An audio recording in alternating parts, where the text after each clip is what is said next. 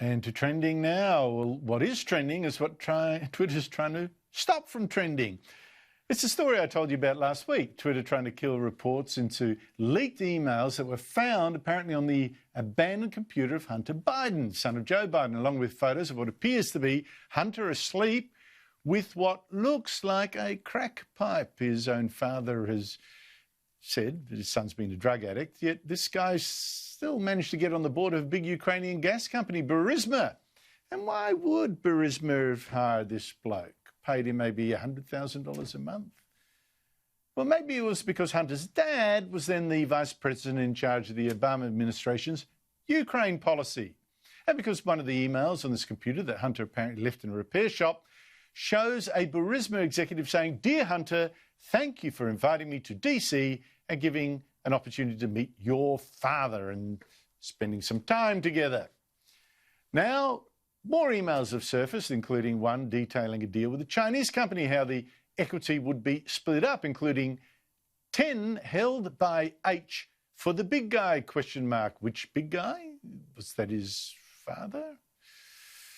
But as I said last week, when you try to click on to that story, the initial story in the New York Post on these emails, Twitter said, no, you can't, it's unsafe, and it banned you from retweeting links to it as well. And it locked even the New York Post's own Twitter account and that of a Trump spokesman.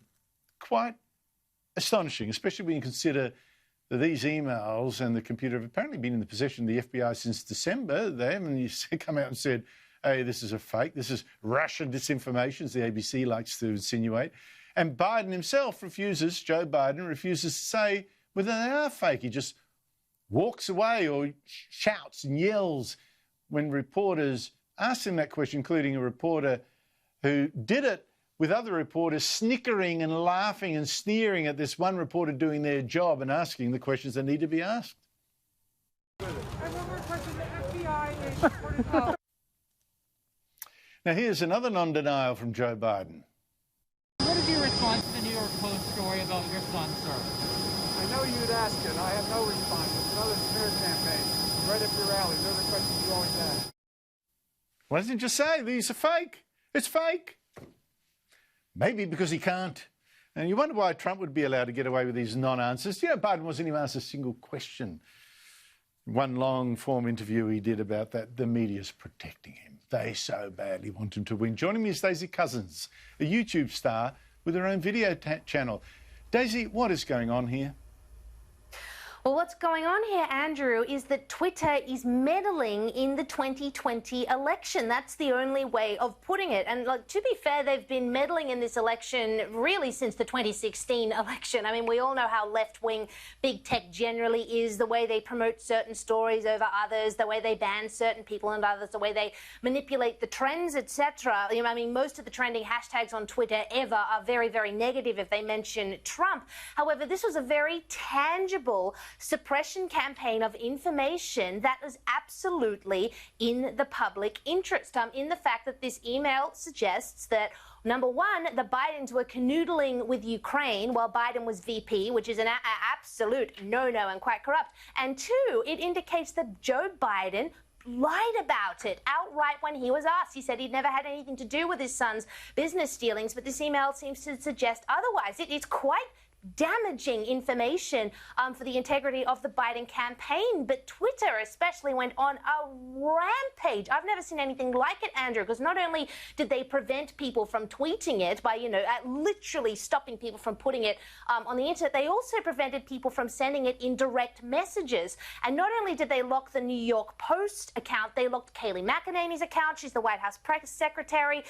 They locked the Trump campaign account, which is heinous to do this close to an election. They locked a number of very high-profile conservative journalists who were tweeting about it, American journalists with huge followings. And on top of that, Andrew, they grossly manipulated what was trending in the US trends. I checked the US trends at the height of all of this, at the peak when everyone was tweeting about it. In the top 30 trends in the US, not one single trend mentioned Hunter Biden or Joe Biden or Burisma or Ukraine or any of the stuff. Not a single one, Andrew, when millions of people would have been tweeting about this. And it just shows the power these social media giants have over the suppression and expression of this kind of information. It's dangerous territory. Yeah, well, what are the Republicans going to do with it?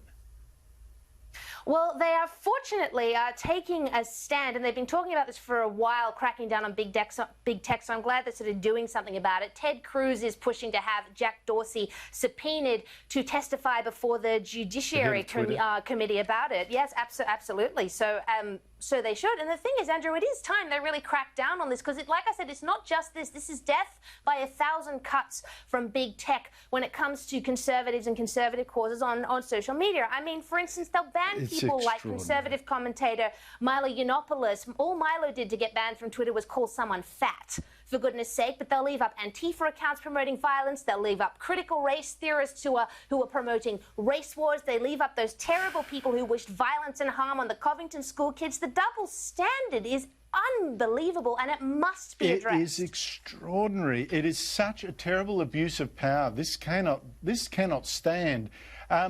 You had one of your own tweets showing how Twitter had also blocked you from retweeting links. Donald Trump linked to it. What happened then? I guess a tidal wave of hate for you as well? Well, yes, I was very excited to be retweeted by Donald Trump. That's the pinnacle of social media, Andrew. I was thrilled to bits, and certainly the tweet got a huge amount of traction, something like 23,000 likes, over 10,000 retweets, 1,600 comments, none of which, by the way, I read. I was very proud of myself for restraining it because it would have been the same hideous, violent trolls that comment on all of Donald Trump's tweets.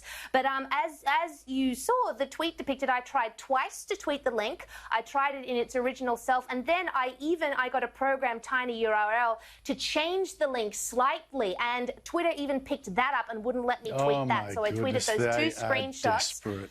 Yeah, they're desperate. Look, I don't know, Daisy. Look, I don't know if this is the most sophisticated Russian disinformation I've ever seen, although I doubt it, but we'll see. But the point is, it's news, and Twitter's trying to suppress it.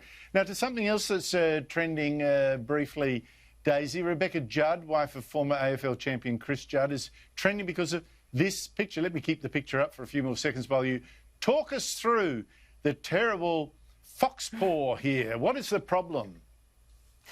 Well, poor Beck Judd has committed the cardinal sin on social media, particularly Twitter, and this made its way to Twitter, of tacitly criticising Daniel Andrews and suggesting that his lockdown policies are somehow wrong. As you can see, that the T-shirt says "Free Melbourne." So, of course, it attracted all the hashtag I Stand With Dan crowd, you know, who were berating her for wearing a T-shirt. I mean, for goodness sake, she's hardly murdered anyone. But, you know, she went against that kind of ideological wave. But what interested me, Andrew, the level of the criticism of, there was an element of, oh, shut up, celebrities, stop talking about COVID.